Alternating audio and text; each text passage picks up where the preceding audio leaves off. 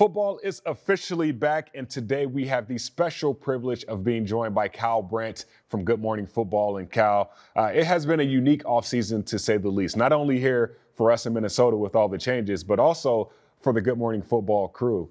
Good Morning Football has officially moved from New York to LA, and after a brief hiatus, we finally get to eat breakfast with you guys starting on Monday, July 29th at 7 a.m. Central Time. And for you, I know you're excited. We're excited also. But could you walk our fans through what an off season looks like for the TV world in a sense? And how excited are you to be able to cover the NFL for another exciting season? I'll tell you something, Gabe. We moved from New York to Los Angeles, but based on what I'm looking at right now, we should have moved to Minnesota because that is a beautiful, regal, majestic set. I'm seeing some stacked stone and some hardwood, a helmet and a logo. I've seen many of these media rooms the teams do. They all do a nice job. Ain't nobody doing what the Vikings are doing. We have the best set in television right now for Good Morning Football that we just moved into, where the entirety of the NFL financial firepower decided to make this opulent palace that we're going to do our show from. And I still like your set better. That's how much I like it. So I'm thrilled to be here with you. It might just be the purple. It might just be the purple. No. The purple is like the dollop of sugar on top. It is incredible set. There's neon back there. It's like, you guys just put everything in that set. There's up lighting, down lighting. All right. So Good Morning Football, though. Yeah. Listen, normally there isn't much of an off season, as you know. I think about 20 years ago, the NFL became a year-round sport, and the number one sport in this country is the NFL, and the number two sport is the NFL off season. But this year, my friend, was different because they gave us on Good Morning Football something called hiatus, which is just a fancy word for like sleeping in and spending a lot of time with your kids and drinking on a Tuesday night. So I've been doing that for 4 months while, of course, keeping up with the NFL news cycle. And I have spent 4 months just biding my time, building and crafting takes and just ready to unleash them on the world. And when we have fun starting Monday the 29th here at Good Morning Football. Well, speaking of takes, if you are a Good Morning Football watcher, we know you have one of the funniest takes. You do a really good Kirk Cousins impression. Well, we know now you can't do that here anymore in Minnesota since Kirk Cousins isn't the starting quarterback. So I'm assuming you're working on your Sam Darnold or your J.J. McCarthy impressions. No? Where are we with that? I just hope either one of those guys can do an impression of a starting quarterback. Like, that's what I hope we have for one of them. Now, listen, I don't want to come out harsh or anything like that, but you guys, it's the elephant in the room. I'm a Kirk guy. I love Kirk. I love as what he stands for as a person. I love what he stood for as a player there as a Viking, and I'm rooting for him in Atlanta. If we all get our wish, it'll be in a Vikings-Falcons NFC title game, and we can just settle it on the field. But no, listen, I'm being harsh, and it's really easy to do a Kirk Cousins impression because you just talk about, oh, I make more money than anybody on the planet, but I tell you, I use a gift card at Applebee's, and I think it's hilarious. And then I go home and I watch 2.5 Men. Like, that's just Kirk, and that's who he is. I don't know who JJ and Darnold are yet either. JJ is so young, and Darnold, I feel like he's been in the league 20 years, and we know very, very little about him. So he's a mystery, and I think that's part of the fun right now. And when you think about that in its totality, right, it will be the first time in 6 years that a quarterback not named Kirk Cousins will start for this Minnesota Vikings team in Week 1. In your opinion, what does that mean for this Vikings team? Well, it depends on who it's going to be. And you guys are one of the more interesting teams. And I do think that over the next month on shows like Good Morning Football, I think the Vikings will be talked about a lot, more so than the last few years, just because we just love that. Not only do we have this kind of golden child in J.J. McCarthy, who the whole country fell in love with, we have a quarterback controversy, and it's Michigan versus USC, and that's very, very cool. I just the Darnold thing is so interesting because we've seen a lot of them, and what we've seen most of the time hasn't been great. But what makes it interesting is that the coaches all love him. And I don't just mean KOC, like Kyle Shanahan loves him. Every guy that he's been with loves him. So it's almost like this movie that you're like, I don't know, I didn't really get it. But all the filmmaker types are like, no, it's brilliant. Trust me, like, you just have to watch it again.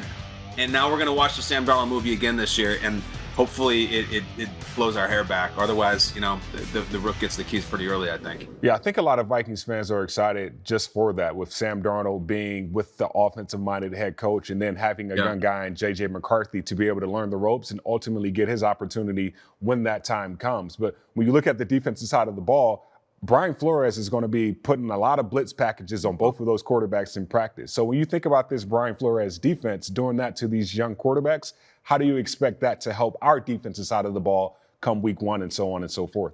I would love to see some aggressiveness from that defense. And I know there's been a hunger for that across, a lot of Vikings fans. There's been a hunger for a lot of things, maybe a different quarterback, maybe this time to turn the page, maybe a more aggressive defense, maybe some more changes.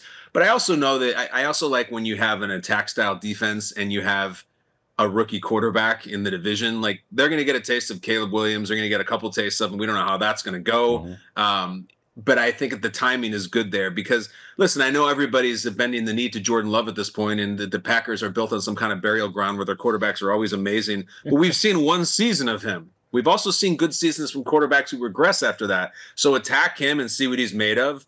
And then the other guy is just Goff, who just wouldn't blink if he had a fly sitting on his eyeball. He's just a complete robot, and it works for him. So you're not going to rattle him. But the other two, we'll see, especially the rookie. It's an exciting time for that. Yeah, so many different storylines in the NFC North this year. And the Vikings, they made some moves, acquiring a guy from the NFC North team in the Green Bay Packers and Aaron Jones. When you look at some of the offseason acquisitions that the Vikings have made, what are your thoughts on how that will fare here in Minnesota?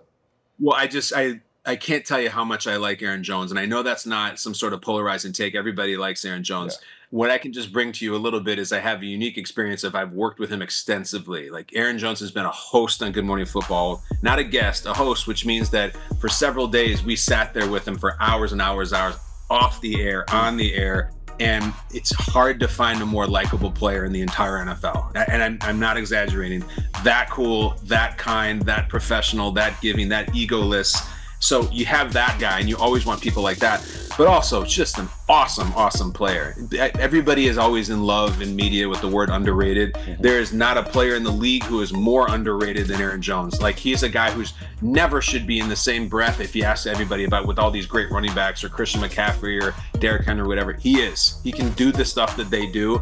And I just know that KOC is going to use him like this incredible chess piece. He's great in the open field. He's great as a receiver. He can do the goal line stuff. Like, I love him. And it's like, listen, whether you're a Vikings fan or not, it's going to be kind of cool and kind of weird to see Aaron Jones bust off, let's say, a 26-yard touchdown in Lambeau Field against the Packers. I mean, that's nuts. It's going to happen too. And so I'm looking forward to that just for the drama. Yeah, I remember talking to Aaron Jones earlier this year, and I said, week 5, do you have that game circled? And he just remained speechless. So clearly that is going to be a big game, and hopefully he can get that angry run scepter in week 5. He's gotten it before, and he knows all about it. And listen, a bunch of Vikings have gotten it before. I would love to send them back to Minnesota where they belong, but I can't hand it out. The scepter is earned. It's not given. I can't do any favors. You can't bribe me. Well, you can probably bribe me if you want, but you have to earn the thing. And I really do hope someone does this year. My final question for you, year 3 for this Kevin O'Connell-led team, what are your expectations for the Vikings in 2024?